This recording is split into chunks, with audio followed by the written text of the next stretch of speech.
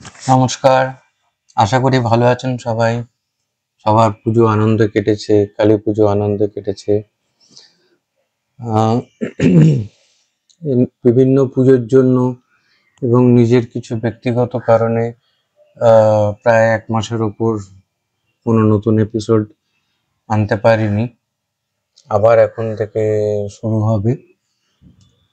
আর এই রামায়ণ নিয়ে যখন পাঠ করছি তখন একটা কথা বলে রাখি, এই পুজোর মধ্যে আমিও বেড়াতে গেছিলাম, অযোধ্যা গেছিলাম।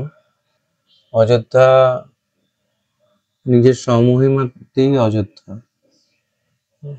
রাম মন্দিরে এত দেখার জিনিস আছে এবং অযোধ্যায় প্রায় 8,000-এর উপর মঠ, মন্দির, আশ্রম আছে।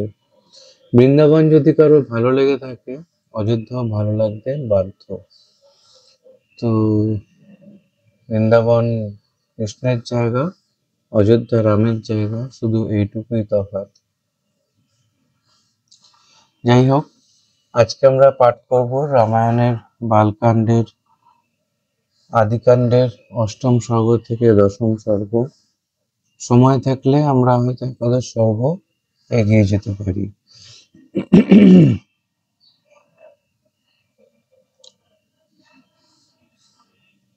এইরূপ প্রভাবশালী ধর্মজ্ঞ মহাত্মা রাজা দশরথ পুত্রের জন্য তপস্যা করে বংশধর পুত্র লাভ করতে পারেননি। চিন্তারত সেই মহাত্মা রাজা দশরথের সহসা মনে হলো, পুত্র লাভের জন্য আমি অশ্বমেধ যজ্ঞ করব। অনন্তর সেই মহাতেজস্বী পরম ধার্মিক বুদ্ধিমান রাজা দশরথ শুভবুদ্ধি সম্পন্ন মন্ত্রীদের সঙ্গে বিচার করে যজ্ঞ করতে হবে এইরূপ স্থির সিদ্ধান্ত নিয়ে মন্ত্রীবর সুমন্ত্রকে বললেন, মুনিবর, আপনি শীঘ্র পুরোহিতদের সঙ্গে আমার গুরুজনদের সকলকে নিয়ে আসুন। তখন তড়িৎ গতি সুমন্ত্র শীঘ্র গিয়ে বেদবিদ্যায় ও বৈদিক যজ্ঞাদিতে পারঙ্গম সকলকে নিয়ে এলেন। সুযজ্ঞ, বামদেব, জাবালি, কাশ্যপ, কুলপুরোহিত বশিষ্ঠ এবং আরো অন্য যে সকল শ্রেষ্ঠ ব্রাহ্মণ ছিলেন তাদের সকলকে ধর্মাত্মা রাজা দশরথ অর্চনা করে ধর্ম ও অর্থযুক্ত মধুর বাক্যে বললেন, পুত্র লাভের জন্য আমি সর্বদাই বিলাপ করি, আমার মনে একটুও সুখ নেই। সেই জন্য পুত্র লাভের আশায় আমি অশ্বমেধ যজ্ঞ করার অভিলাষ করেছি। আমি শাস্ত্রীয় বিধান অনুসারে যজ্ঞ করতে ইচ্ছা করি, অতএব তার জন্য বাঞ্ছিত বস্তু কিভাবে লাভ করব সেই বিষয়ে চিন্তা করে বলুন।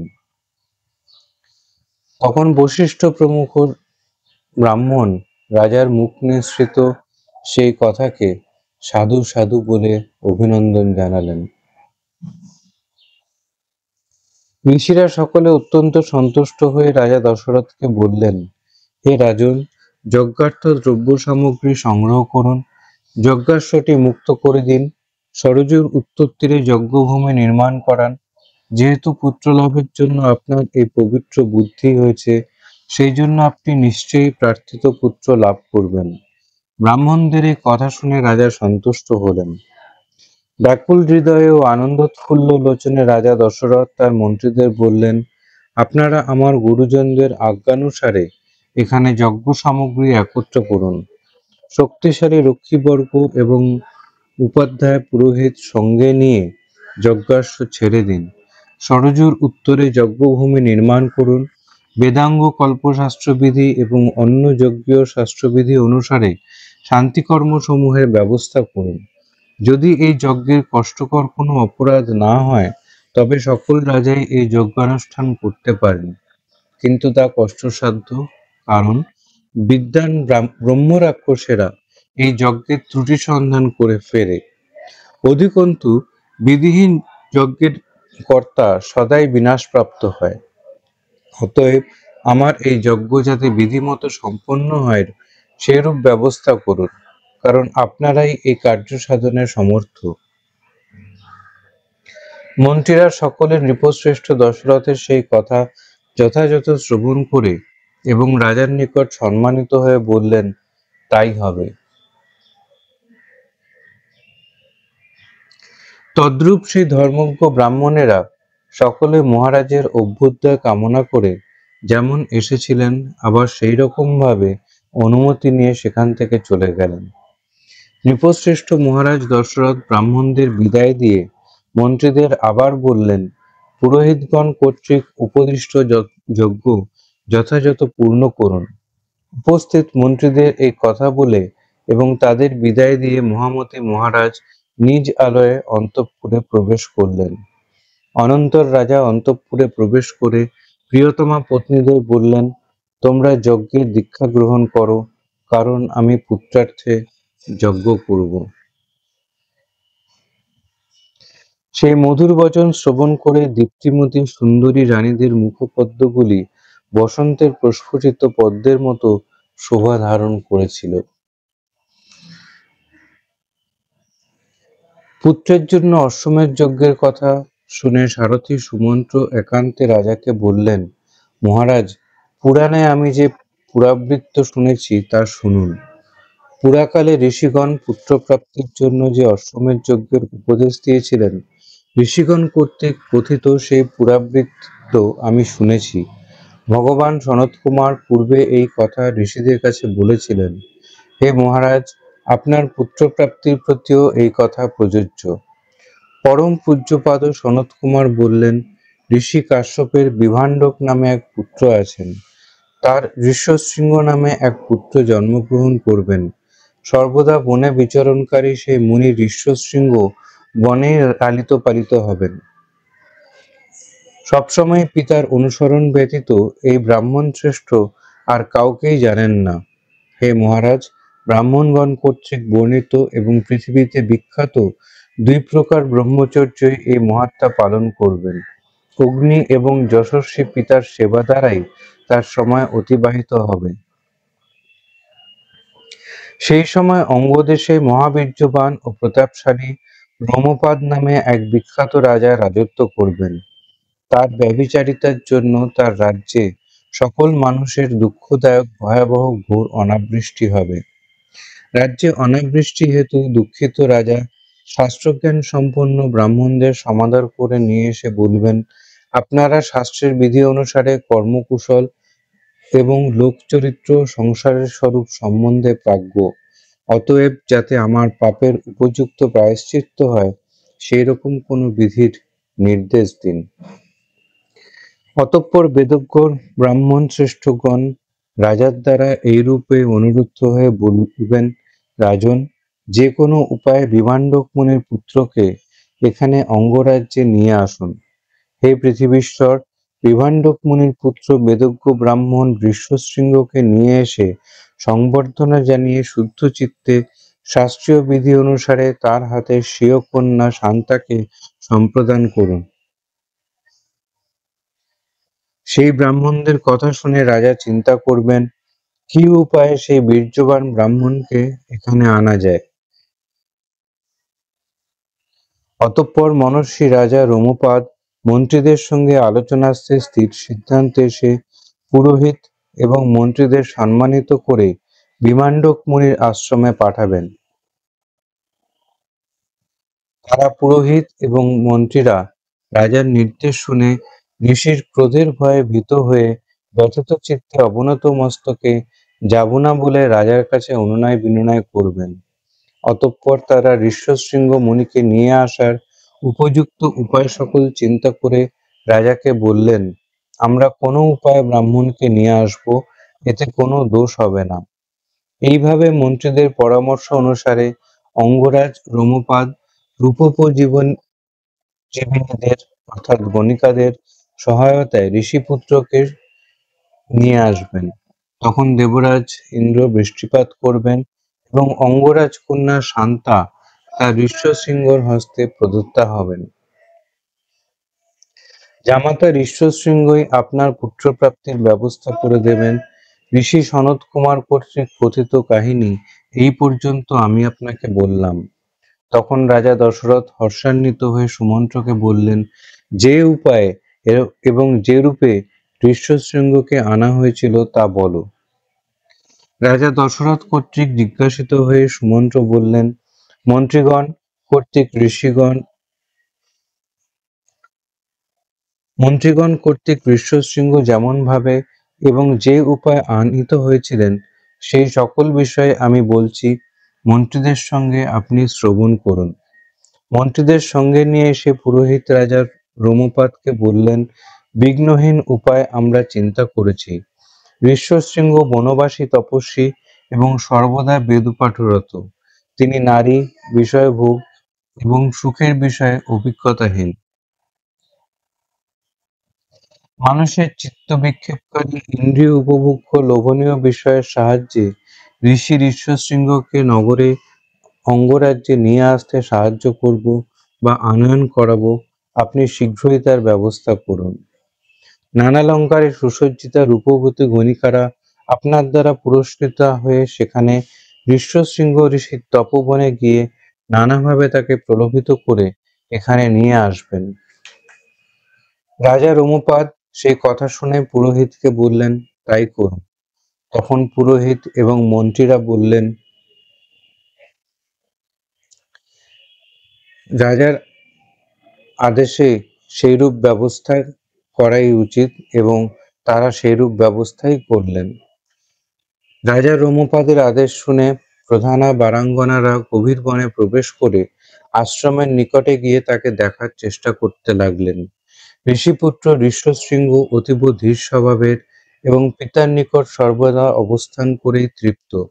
তিনি সর্বদাই আশ্রমে থাকেন, কখনোই আশ্রমের বাইরে যাননি। সেই তপস্বী ঋষিকুমার জন্ম থেকেই কোনো স্ত্রী বা নিজ পিতা ব্যতীত অন্য কোনো পুরুষ অথবা নগরে রাষ্ট্রে জাত কোনো প্রাণী দেখেননি। একদিন বিভাণ্ডক মুনির পুত্র ঋষ্যশৃঙ্গ স্বেচ্ছাক্রমে বেড়াতে বেড়াতে সেখানেই এলেন এবং সেই সুন্দরী নারীদের দেখতে পেলেন। আকর্ষণীয় ও অদ্ভুত বেশধারিণী সেই সুন্দরী রমণীরা সকলে মধুর স্বরে গান করতে করতে ঋষিকুমারের কাছে এসে বললেন, হে ব্রহ্মণ, আপনি কে? কি করেন? লোকালয় থেকে দূরে এই নির্জন বনে কেন একাকী বিচরণ করছেন? আমরা জানতে চাই, আমাদের বলুন। বনে কমনীয় রূপা সেই রূপ স্ত্রীলোক তিনি পূর্বে কখনো দেখেননি, তাই নিজের পিতার পরিচয় দেওয়ার জন্য তার হৃদয় থেকে ইচ্ছা জাগল। ঋষ্যশৃঙ্গ বললেন, আমার পিতা ঋষি বিভাণ্ডক, আমি তার আত্মজ। ঋষ্যশৃঙ্গ আমার নাম, তপস্যা কর্মের দ্বারাই আমি পৃথিবীতে পরিচিত। এই নিকটেই আমাদের আশ্রম। হে সুন্দরীগণ, আপনারা আমাদের আশ্রমে আসুন, বিধিপূর্বক আপনাদের সেবা করব। ঋষিপুত্রের কথা শুনে তাদের সকলের আশ্রম দর্শনের ইচ্ছা হলো। তখন সুন্দরীরা সকলে আশ্রম দর্শন করতে গেলেন। তারা আশ্রমে গেলে ঋষিকুমার এই অর্ঘ্য, এই পাদ্য, এই মত প্রদত্ত ফলমূল এই বলে তাদের পূজা করলেন। সেই বারাঙ্গনারা সকলে আগ্রহান্বিত হয়ে ঋষ্যশৃঙ্গের পূজা গ্রহণ করলেন, কিন্তু ঋষি বিভাণ্ডকের ভয়ে সেই স্থান থেকে শীঘ্র চলে যাওয়ার জন্য মনস্থির করলেন। সুন্দরীরা বললেন, হে ব্রহ্মণ, আমাদেরও এই উত্তম ফলগুলি গ্রহণ করো, এগুলি ভোজন করো, বিলম্ব করো না। হে সজ্জন, তোমার কল্যাণ হোক। তখন সেই বারাঙ্গনারা আনন্দে উৎফুল্ল হয়ে তাকে আলিঙ্গন করলেন এবং মোদক ও নানাবিধ উত্তম খাদ্য খেতে দিলেন। তেজস্বী ঋষিকুমার সেই ফলগুলি এবং অন্যান্য ভোগ্যবস্তুগুলি আস্বাদন করে চিন্তা করলেন, এইরূপ ভোগ্যবস্তু পূর্বে তো কখনো আস্বাদন করিনি। নিত্য বনবাসীদের নিকট এরূপ খাদ্যবস্তু কিরূপ আস্বাদ্য হবে। অনন্তর সেই রমণীগণ তার পিতার অর্থাৎ ঋষি বিভাণ্ডকের ভয়ে ছলনা করে ব্রতের কথা নিবেদন করে সেখান থেকে চলে গেলেন। সেই রমণীগণ সকলে চলে গেলে কাশ্যপ ঋষির বংশধর ব্রাহ্মণ ঋষ্যশৃঙ্গ চঞ্চল হৃদয়ে দুঃখিত হয়ে ইতস্তত ভ্রমণ করতে লাগলেন। অনন্তর অহরহ মনে মনে চিন্তা করতে করতে বিভাণ্ডক মুনির পুত্র বীর্যবান রূপবান ঋষ্যশৃঙ্গ, যেখানে সেই অলঙ্কার সজ্জিতা সুন্দরী প্রধান বারাঙ্গনারা দৃষ্ট হয়েছিল, পরের দিন সেই স্থানে উপস্থিত হলেন। তখন সেই ব্রাহ্মণকে আসতে দেখেই বারাঙ্গনারা হৃষ্টচিত্তে তার কাছে উপস্থিত হয়ে বললেন, হে সৌম্য, আমাদের আশ্রমে আসুন। যদিও এই বনে বহু বিচিত্র ফলমূল পাওয়া যায়, সেখানেও আমাদের আশ্রমেও সেইরূপ বিশেষ প্রকার ফলমূল নিশ্চয়ই পাওয়া যাবে। তাদের সকলের আন্তরিক আহ্বান শুনে হৃষ্টশৃঙ্গ যাওয়ার ইচ্ছা প্রকাশ করলেন এবং সেই সুন্দরীরাও তাকে অঙ্গদেশে নিয়ে গেলেন। সে মহাত্মা ব্রাহ্মণ অঙ্গদেশে আনিত হলে সহসা পর্জন্যদেব অর্থাৎ বৃষ্টির দেবতা ইন্দ্র জগৎবাসীকে আহ্লাদিত করে পারিবর্ষণ করতে লাগলেন। বর্ষণের দ্বারাই অঙ্গরাজ তপস্বী ব্রাহ্মণের আগমন বুঝতে পেরে পথে অগ্রসর হয়ে মুনিকে অভ্যর্থনা করে বিনম্র হয়ে ভূমিতে মস্তক স্পর্শ করে সাষ্টাঙ্গ প্রণিপাত করলেন। সমাহিত চিত্তে বিধি অনুসারে তাকে অর্ঘ্য প্রদান করে প্রার্থনা করলেন তার যেন ক্রোধ উৎপন্ন না হয়। কপটতার সাহায্যে ব্রহ্মচারী ঋষিকুমারকে আশ্রম থেকে নগরে নিয়ে আসার জন্য ঋষি বিভাণ্ডক এবং ঋষিকুমার ঋষ্যশৃঙ্গের মনে যেন ক্রোধ না হয়, এই বর প্রার্থনা করলেন অঙ্গরাজ। ঋষিকুমার ঋষ্যশৃঙ্গকে রাজান্তপুরে নিয়ে গিয়ে তার হাতে শান্তা নাম্নী কন্যাকে যথাবিধি সম্প্রদান করে রাজা রোমপাদ প্রশান্ত চিত্তে হর্ষোৎফুল্ল হয়ে উঠলেন।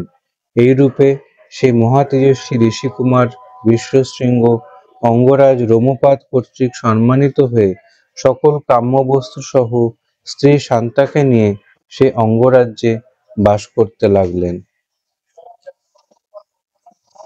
এই অবধি শেষ হলো দশম সর্গ। এরপরে শুরু হবে একাদশ সর্গ, যেখানে সুমন্ত্র কথিত কাহিনী শ্রবণ করে এবং সপরিবারে রাজা দশরথের অঙ্গরাজ্যে গমন ও সেখান থেকে শান্তা এবং ঋষ্যশৃঙ্গকে অযোধ্যায় আনয়ন, এই ব্যাপারে আলোচনা হবে বা এই ব্যাপারে পাঠ হবে। এই বাল্মীকি রামায়ণ এক বিশাল আহ বাল্মীকি রামায়ণ এক বৃহৎ পুস্তক, দুটি খণ্ডে আমার কাছে আছে। আমি এখান থেকে শুধু আপনাদের ট্রান্সলেশন করেই শোনাচ্ছি, মানে যে ট্রান্সলেটেড পার্টটা সেটাই শোনাচ্ছি, কিন্তু এইটা শুনতে শুনতে হয়তো এক এক সময় একঘেয়েমি লাগতে পারে।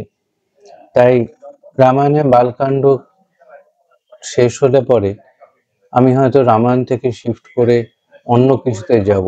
সেটা উপনিষদ হতে পারে, সেটা কোনো পুরাণ হতে পারে, মহাভারত হতে পারে, আবার তার কিছু খণ্ড পাঠ করে আবার আমরা রামায়ণে ফেরত আসবো। এতে আমার মনে হয় আমাদের ইন্টারেস্টটা ভালো, মানে আমাদের নজরটা ভালো থাকবে, নাহলে একটা একঘেয়েমি এসে যাবে। আর শেষ কথা, আমি যে আশ্রমের কথা বলেছিলাম আমার আগের এপিসোডে, সেই আশ্রমের সঙ্গে যদি কেউ যোগাযোগ করতে ইচ্ছা প্রকাশ করেন, আমার সঙ্গে যোগাযোগ করতে পারেন, অথবা নিচে ডেসক্রিপশন বক্সে আশ্রমের ঠিকানা, ফোন নাম্বার সব দেওয়া আছে, সেখানেও সোজাসুজি যোগাযোগ করতে পারেন। নিজেরা ঘুরে আসুন একবার, নিশ্চয়ই ভালো লাগবে।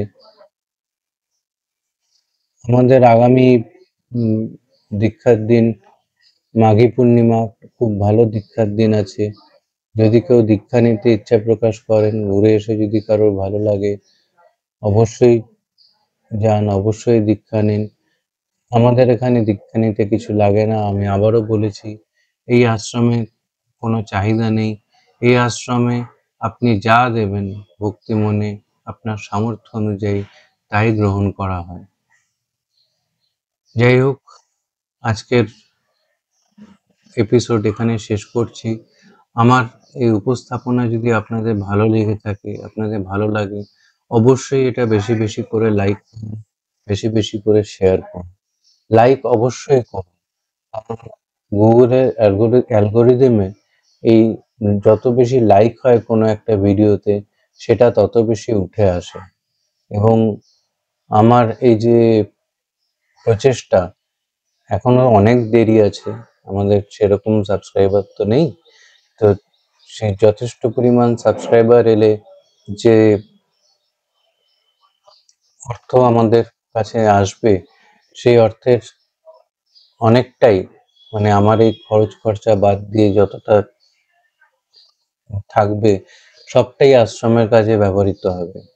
আশ্রমে ভান্ডারা হয়, আশ্রমে দাতব্য চিকিৎসালয় আছে, সেই সমস্ত কাজে ব্যবহার হবে। সুতরাং আপনারা সবাই এই প্রচেষ্টাটাকে এগিয়ে নিয়ে যান। অনেকেই অনেক কিছু শোনেননি। আমি আমার প্রথম এপিসোডে বলেছিলাম, রামায়ণের জ্ঞান, মহাভারতের জ্ঞান আমাদের টিভি সিরিয়াল থেকে দেখেই, কিন্তু মূল রামায়ণ, মূল মহাভারত, সেগুলো যে কি, সেগুলোর মধ্যে যে কি আছে, সেগুলো জানলে, সেগুলো পড়লে আমরা অনেক বেশি কিছু জানতে পারবো। আজ তাহলে এই পর্যন্তই। আবার আগামী সপ্তাহে দেখা হবে। ভালো থাকবেন সবাই, সবার ভালো কাটুক, সবাই সুস্থ থাকবেন।